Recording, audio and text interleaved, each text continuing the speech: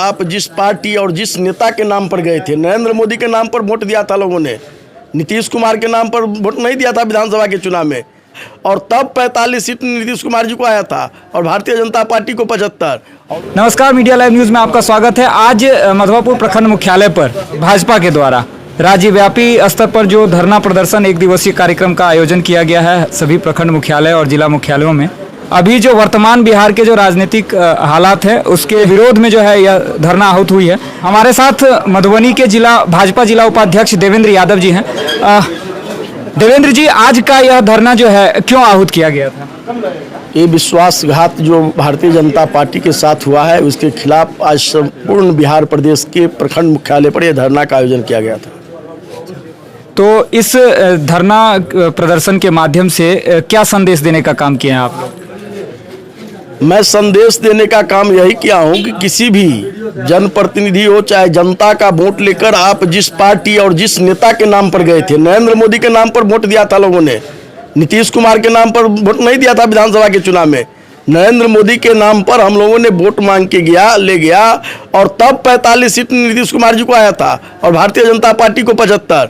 और उसके साथ जो नीतीश कुमार जी भ्रष्टाचारी किए हैं, विश्वासघात किए हैं, पलटा पलटी किए हैं, उसके खिलाफ हम लोग यहाँ पर आज सांकेतिक हर जगह प्रखंड मुख्यालय पर धरना देने का काम किया है और अपने कार्यकर्ताओं से आग्रह और निवेदन के साथ कमर कसने के लिए कहे हैं कि जो ब्लॉक के अंदर, थाना के अंदर, जिला के अंदर जो भ्रष्टाचार हो रहा है, जहाँ मालगुजारी के टैक्स में घुसखोरी हो रहा है, जहाँ क्या कहते हैं वृद्धावस्था पेंशन में ले जाता है, पैसा लिया जाता है, प्रधानमंत्री आवास में घुस लिया जाता है, इन सारी बातों के लेकर के आज अलर्ट करने के लिए आए हैं। अगर इस पर नहीं सुधरेंगे तो भारतीय जनता पार्टी अपना आंदोलन करके इसको सुधारने का काम करेगी। मतलब क्या कहना चाह रहे हैं कि अभी तक ये सब चीजें हो रही थी तो आप लोग भी सरकार में थे, सत्ता में थे, तो क्या आप लोगों की जानकारी में ये सब चीजें हो रही थी? जानकारी में हो रही थी तब ना हमारे प्रदेश अध्यक्ष बार बार कह रहे थे, हमारे विधायक हरिभूषण ठाकुर बचौल जी बोलते थे, पार्टी के सारे लोग तो नहीं बोल सकते। कुछ नेता तो मुखर होकर ये चीजें बोल रहे थे,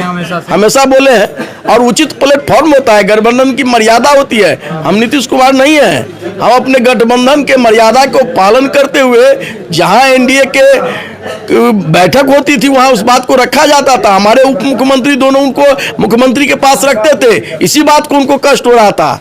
हम कह रहे थे कि भ्रष्टाचार चरम सीमा पर है, इसमें सुधार लाइए। गांव में सड़कें अधूरी पड़ी हुई है, उसको आप अलॉटमेंट नहीं दे रहा है, काम नहीं पूरा हो रहा है। हमारे सांसद विधायक जब क्षेत्र के अंदर जाते थे तो उनको सुनना पड़ता था। गांव में शराबबंदी कहीं लागू नहीं है, खुलेआम बिक्री हो रहा है। ये बात जब हमारे विधायक और क्या कहते हैं प्रदेश अध्यक्ष बोलते थे तो उनको खराब लगता था। सच्चाई बात करवाहट होती है। तो मतलब आपका कहना है कि वही चीज़ें जो तमाम जो हैं जितने भी कुव्यवस्थाएं थी उन पे आपके जो नेता थे भारतीय जनता पार्टी के वो लगातार सवाल उठा रहे थे और उन्हीं सवाल उठाने से जो है उससे आजिज होकर उन्होंने सत्ता से नहीं उठा रहे थे।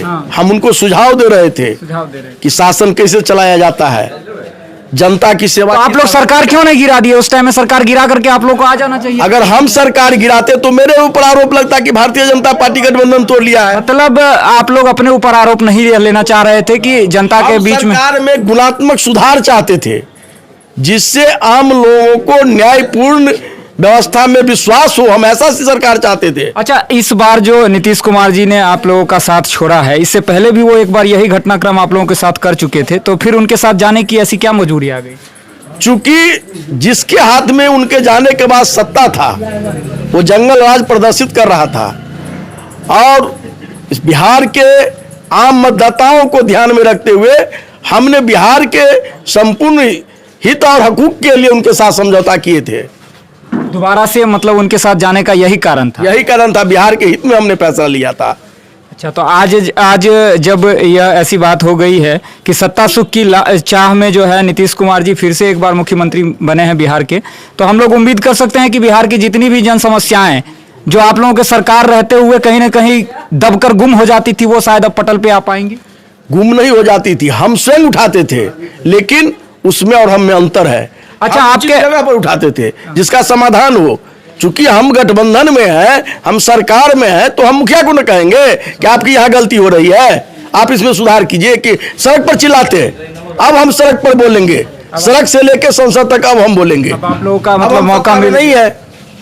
ये हर घर तिरंगा कार्यक्रम जो है, पहले चुने हुए जगह पर लोग झंडोत्तोलन करते थे। जब एनडीए की सरकार हुई तो उसमें हम लोग थोड़ा इसको और नीचे तक ले गए कि जो महादलित टोला है, अनुसूचित टोला है, वहाँ पर भी झंडोत्तोलन हो।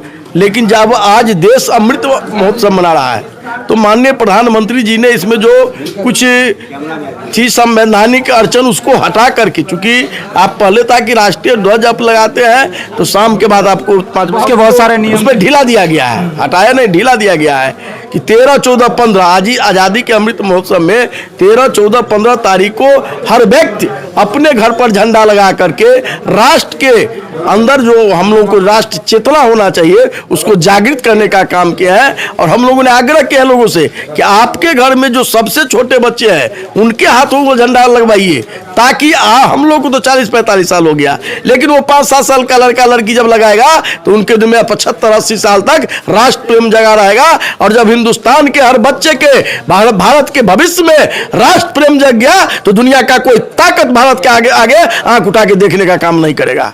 ये है हमारा सिद्धांत। इससे लाभ और हानि की बात नहीं है, ये राष्ट्र गौरव की बात है, ये राष्ट्रीय पर्व है और हर हिंदुस्तानी को इसमें बढ़ चढ़ के भाग लेना चाहिए। बहुत बहुत धन्यवाद।